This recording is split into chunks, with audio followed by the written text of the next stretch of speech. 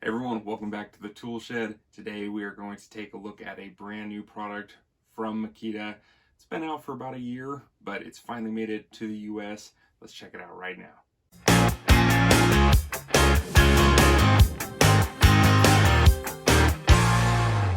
And here it is. This is the Makita, the XDT19. This is Makita's newest impact driver on the 18-volt platform.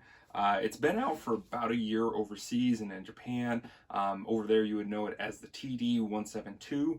But in the States here, we're finally getting it. It showed up about a year later. And again, this is the XDT19. So really awesome. I absolutely love my Makita tools. They're always great, especially these impact drivers. So we're gonna do just a quick unboxing today, go over some of the basic features, and then hopefully in a few weeks I can go back over and just kind of share my thoughts on this impact driver. So one of the interesting things with this one, the 19, it is very similar spec-wise to the XDT16, or again, overseas that would be known as, I believe it was the TD171. So it's not getting a massive performance, I guess, improvement necessarily. So a lot of people kind of question what the whole upgrade is about, and hopefully we'll have a few answers and maybe a few things to share after using it for a little bit of time. So it does come with this. This was the kit version. You can get this a bare tool, but this one will come with the rapid charger here. Absolutely love these. The Makita chargers always work incredibly well. They're very durable and they have good charge rates on them. What else we got in here? This is the, so it was a 2 amp hour kit, so it's going to come with 2 of the 2 amp hour batteries. For different applications, I really like these just because it's a very small, lightweight battery. You don't need, to have a big 5 amp hour or 4 amp hour on there all the time. So if you're able to do some smaller tasks and you're not going to be running it all day, 2 amp hour may work really well, especially if you have 2, then you probably could get near all day run times with that. So, and coupled with the rapid charger, you can go on a very long time. So here is the tool itself. We will take a look at that here in a second. I'm going to set this to the side and just dig out the rest of it here. We do have a bag. I'm assuming this is the belt clip in here. Yeah, that's what that looks like. And then it does come with a Makita bag. Actually, that's a fairly large looking bag. So no problem getting your charger, both batteries, the drill, probably some accessories if you want to throw in some actual bits, all that kind of stuff. Probably no problem there. I'm going to set that up to the side because those are pretty self-explanatory. Most people don't really want to look at those too much. And then of course you got your booklets here so you can read up and get some of the specs and stuff and go through that. Speaking of specs, let's just use the box here. It's on the box, and I will go through kind of the, yeah, I do have it on the back here. So I'll go through some of the specs really quickly and just let you guys hear them, and we can go from there. So in terms of inch pounds, how much this is putting out, this is producing 1,590 inch pounds, or if you're overseas, 180 newton meters. Basically you have an RPM from 0 to maxing out at 3,600. The tools, they're saying it's about 4.5 inches long here. It does have 4 modes. You got lights, all that good stuff. Actually, it's got more than 4 modes. It's got a bunch of different settings, and we'll dive into that here in a second. And then beats per, was it beats per minute? I don't know, maybe it says it on the back of the tool here. Let's see. Yeah, so we have our speed rating is 3,600, and then impacts per minute tops out at 3,800. So I think, again, I don't have the XDT16 specs right in front of me, but it's very similar to this. Again, very minor upgrade in terms of performance, just raw performance, given the numbers at least. So we'll throw the box out of the way here though, and we'll just take a quick look at this. Here it is. Now, if you're familiar with the XDT16, you'll notice that the shape of the tool, especially around the head here, has changed quite a bit. So for whatever reason, Makita's made some changes here. I'll kind of go through some ideas and some different thoughts that I have, but we'll get into that here in a second. Actually, let's do this just so everyone can get a really good hands-on look here. We're going to change the camera angle. We'll get back on this so that you guys can see all the different things going on here with the controls, and then just get a really good representation of the size and the shape and everything. So let's do a quick camera change here, and we'll jump right back into it. All right, and we are back. Here it is, a little bit more up close for everyone to see and get a look. You can kind of see this, the head shape has definitely changed. Now, one thing someone did point out, I was watching some other videos, you've kind of gotten a more narrow profile here right up at the front of the tool. The idea, I think, is that you'll be able to get this tool into a tighter corner.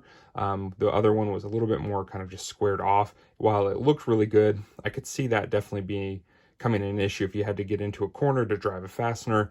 This might allow you to get a little bit closer before the tool actually runs into something. So a little bit of a different shape. It's kind of got that flat back to it. But honestly, I really like the feel of this. Feels super good in the hands, like most of the Makitas do. I'm just kind of a fan of how these tools feel. So on the front here, you will see you still got your dual LED lights here up at the front, like that.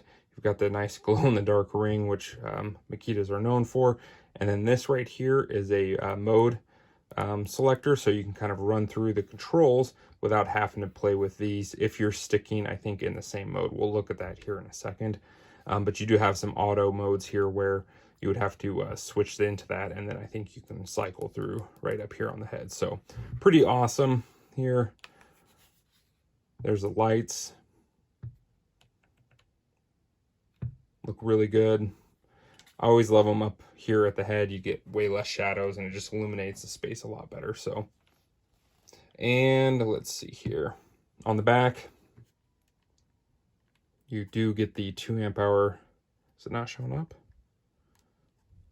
Interesting. Let's see here. That one's not working. Interesting. Well, that might be an issue there. So that battery doesn't, I'm going to pull open the other battery here. Sorry for the noise. That battery does not indicate its charge level, so that might be an issue. We can throw it on the charger later. Neither is that one. That is bizarre. Very, very bizarre. Huh. Maybe if they go through their first charge, maybe that will activate it. I am not sure. But that seems oddly weird. Oh, and it has no charge. Wow. That is a first. I don't think I've ever had a tool. Yeah, they're completely dead. Now, let's hope that they'll charge correctly. Let's see here. Do I have another Makita battery around? That's handy. I don't think I do right at the moment, but anyways, we can take a look at this. Let's see if it's got enough juice to at least power up the control board here. It does. So let's see if we can get that to zoom. So here you can kind of see the control board. Now this has certainly changed from the XDT19, the way this is laid out and kind of how you move through the different selections. So if you really like the XDT19, you may not like this, or vice versa. Who knows? So a little bit different setup here, just something to be aware of, especially if you're coming from the 16.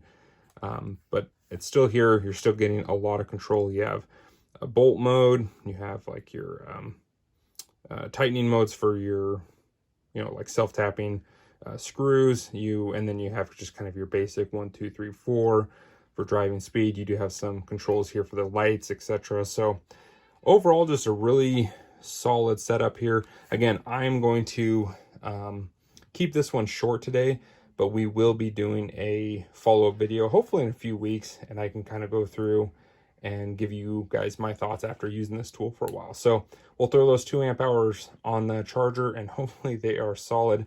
It's bizarre. I've never had a battery shipped that is that low. Usually they're shipped a little bit low, but never quite that low. So All right, so just wanted to throw this in here in the video real quick. After a quick charge, both of them are working. So these were just completely depleted. Hopefully that doesn't affect the health of the batteries too much, but it is working now quite beautifully. You see that there. So, and then this one too. So they charged up real fast on that rapid charger. Of course, these are only 2 amp hour, but again, kind of odd. They shipped out with such a low charge, but they are good to go now. I love that even these 2 amp hours now have the battery indicator too. Something I didn't mention before, but I think this is shaping up to be quite the impact. Stay tuned for more. So, thanks for everyone for tuning in. If you have any questions, comments, or would like to see something on the next video regarding the XDT19, let me know in the comments section. Otherwise, hit that sub button. I appreciate y'all. Take care.